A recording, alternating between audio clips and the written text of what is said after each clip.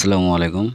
আজকে যে বিষয়টি নিয়ে আলোচনা করতে যাচ্ছি তা হচ্ছে সনদ বাণিজ্য এনটিআরসির ড্রাইভার 17 বছরে 50 কোটি টাকার মালিক। তো আপনারা যারা আমার চ্যানেলে নতুন তাদের কাছে রিকোয়েস্ট থাকবে আমার চ্যানেলটিকে সাবস্ক্রাইব করে এবং পাশে থাকা বেল আইকনটি বাজিয়ে সঙ্গে থাকার জন্য বিশেষভাবে অনুরোধ। তো ডেল্টা টাইমস 19 অক্টোবর 2022 একটি প্রতিবেদন উপস্থাপন করেছেন। তো আমি সেটাই আপনাদের সাথে শেয়ার করছি। আরব্য রজনী রূপকথার জাদুর চেরাগ পেয়ে শূন্য থেকে কোটিপতি হয়েছিলেন আলাউদ্দিন। জাদুর চেরাগ না পেলেও 12,000 টাকা বেতনের একটি সরকারি চাকরি পেয়েছিলেন মোহাম্মদ জিয়াউর রহমান। 17 বছরে প্রায় শূন্য থেকে 50 কোটি টাকার মালিক হয়েছেন তিনি। বেসরকারি শিক্ষক নিবন্ধন ও প্রত্যয়ন কর্তৃপক্ষর ড্রাইভার মোহাম্মদ জিয়াউর রহমান। এখন তার ব্যক্তিগত গাড়ি আছে, বাড়ি আছে, সবই আছে। ঢাকার দক্ষিণ কেরানীগঞ্জে আছে 7তলা বাড়ি ও আগাম লেনে দামি ফ্ল্যাট রয়েছে। আশুলিয়ায় বানাচ্ছেন আরেকটি বাড়ি। যশোর শহরে সদ্য নির্মাণ করছেন বিলাসবহুল 6তলা বাড়ি। আত্মীয় স্বজনের নামে রয়েছে ব্যাংক ব্যালেন্স, কোটি কোটি টাকার সম্পত্তি। অনুসন্ধানে জানা যায় চতুর্থ শ্রেণীর কর্মচারী জিয়াউর রহমান এনটিআরসির শিক্ষক নিবন্ধন বাণিজ্যের প্রধান হোতা। 2 লাখ টাকার বিনিময়ে শিক্ষকদের নিবন্ধন সনদ পাইয়ে দেন। 6 লাখ টাকার বিনিময়ে এমপিওভুক্ত শিক্ষা প্রতিষ্ঠানে চাকরি সুপারিশ পাইয়ে দেওয়ার জন্য তদবির সুপারিশ করেন বলে অভিযোগ রয়েছে। তার অন্যতম সহযোগী ছিলেন এনটিআরসির সিস্টেম অ্যানালিস্ট ওয়াসির উদ্দিন রাসেল। সরকারি চাকরি ছেড়ে 2020 সালে পরিবারসহ কানাডায় পাড়ি জমিয়েছেন রাসেল। তিনি শিক্ষক নিবন্ধন ও চাকুরির সুপারিশপত্র প্রস্তুত করতেন। ড্রাইভার জিয়াউর রহমানের সঙ্গে যোগসাজশ করে প্রার্থীদের নম্বর বাড়িয়ে দিয়ে শিক্ষক নিবন্ধন ও চাকুরি সুপারিশের ব্যবস্থা করে দিতেন তিনি। সূত্র জানায় 2005 সালে এনটিআরসি গঠিত হওয়ার পর ড্রাইভার হিসেবে চাকরি নেন মোহাম্মদ জিয়াউর রহমান।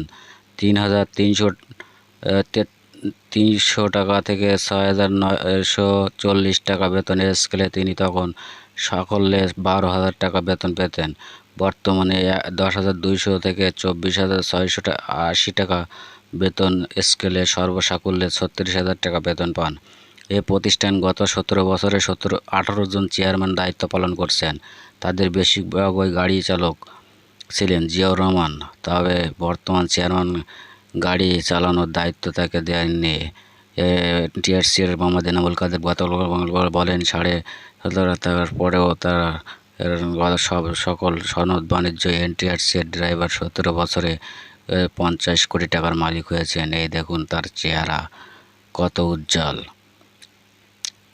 অনুসন্ধানে জানা যায় ঢাকার দক্ষিণ কেরানীগঞ্জে 252 আমবাগিচার আগানগরে 8 শতাংশ জমির ওপর 7তলা বাড়ি রয়েছে জিয়ার, যার মূল্য 10 কোটি টাকার বেশি। পুরান ঢাকায় 114 নম্বর আগামসি লেনের 3য় তলায় রয়েছে একটি অত্যাধুনিক ফ্ল্যাট, যার দাম 1 কোটি টাকা।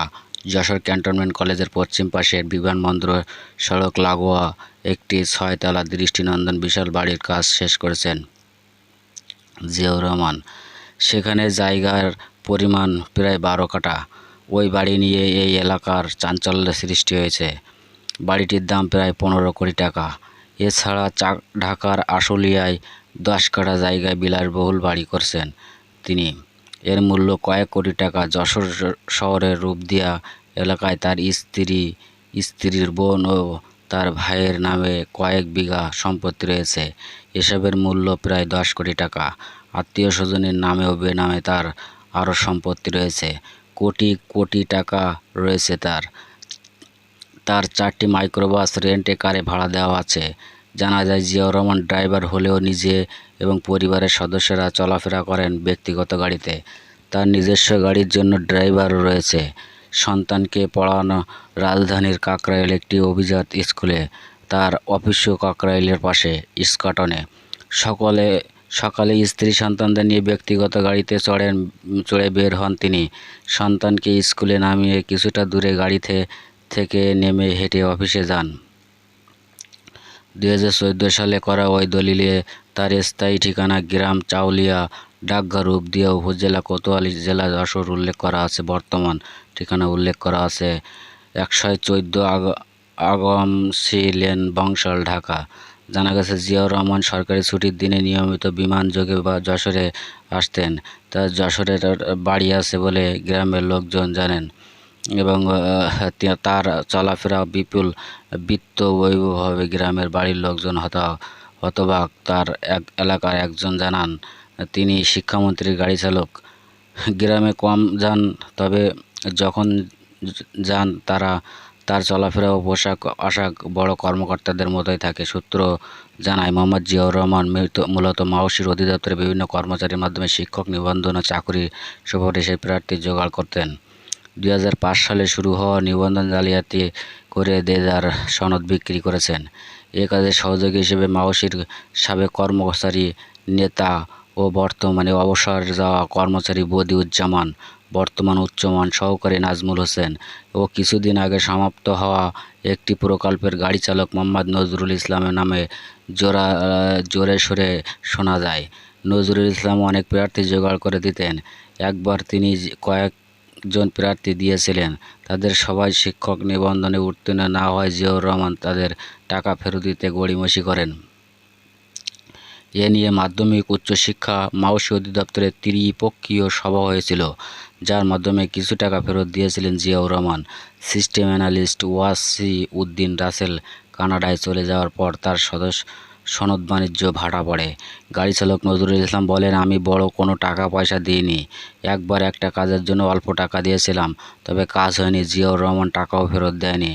ঢাকার বাড়িতে সরেজমিনে বুড়িগঙ্গা নদীর ওপরে বাবুবাজার ব্রিজ পার হয়েই বা পাশে সার্বিক বাস কাউন্টারে ঘেঁষে একটা গলি গেছে মূল রাস্তা থেকে।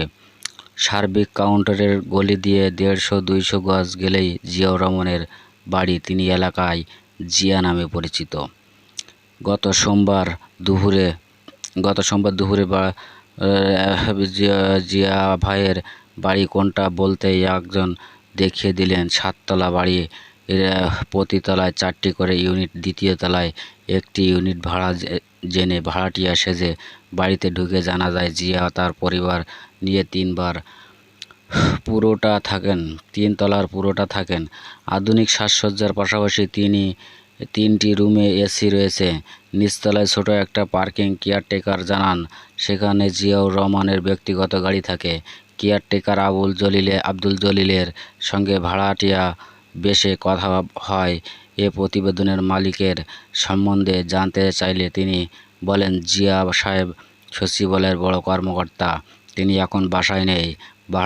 বাড়ি ভাড়ার ব্যাপারে কথা বলতেই বাইরে টানানো একটি নম্বর দেখিয়ে দেন। সেই নম্বর জিয়াউর রহমানের স্ত্রীর বলে জানান। এলাকার একজন চা দোকানের সঙ্গে কথা বললে তিনি জিয়াউর রহমানকে বড় সরকারি কর্মকর্তা হিসেবে জানেন বলে জানান। নাম প্রকাশ না করে একজন এলাকাবাসী জানান, জিয়াউর রহমান আমবাগিচা এলাকারই তার বাড়িটা কিছুটা সামনে আরেকটি জায়গা কেনার চেষ্টা করছেন। 8 শতাংশের ওই জায়গায় প্রতি শতাংশ 35 লাখ করে দাম চেয়েছেন মালিক। জিয়া ভাই 32 লাখ টাকা করে দাম বলেছেন। এখন দর কষাকষি চলছে, হয়তো তিনি জায়গাটা কিনে নেবেন। গতকাল বেলা 12:30টার দিকে এ প্রতিবেদক পরিচয় জানিয়ে ড্রাইভার জিয়াউর রহমানকে ফোন দিলে তিনি শুরুতেই ভালোভাবেই কথা বলেন। কেন ফোন দিয়েছেন তা জানতে চান। শিক্ষক নিবন্ধন সনদ বাণিজ্য দুর্নীতি করে একাধিক গাড়ির মালিক হওয়ার ব্যাপারে জানতে চাইলে তিনি ফোন কেটে দেন। পরে একাধিকবার ফোন দিলেও তিনি ধরেননি। দুপুর 2টার দিকে রাজধানীর স্কটন এনটিআরসির অফিসে গিয়ে তার খোঁজ করে পাওয়া যায়নি। তবে জানা যায় তিনি দুপুর 12:30 পর্যন্ত অফিসেই ছিলেন।